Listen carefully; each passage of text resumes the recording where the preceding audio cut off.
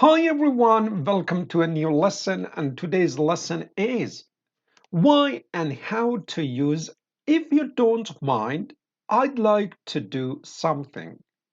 Are you ready? If you're ready, please listen to me carefully.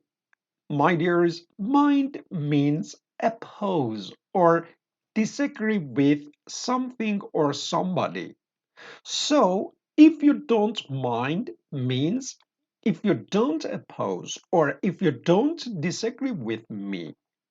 Now, the second part, or I'd like to do something.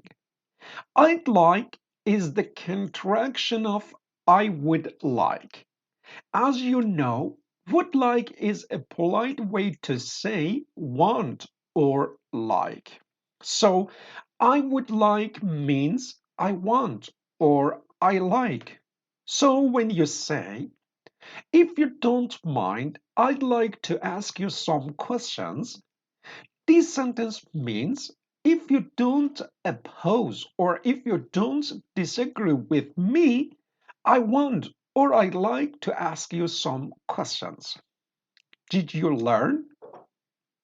My dears, to learn better, please repeat the following examples several times. Number one, if you don't mind, I'd like to call my office. If you don't mind, I'd like to call my office. Number two, if you don't mind, I'd like to go to my wife. If you don't mind, I'd like to go tell my wife. Number three, if you don't mind, I like to speak for myself. If you don't mind, I'd like to speak for myself. Thank Number four, if you don't mind, I'd like to order seafood pasta for dinner.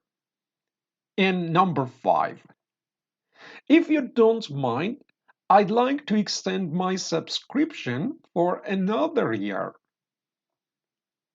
My dears, I hope you learn it well.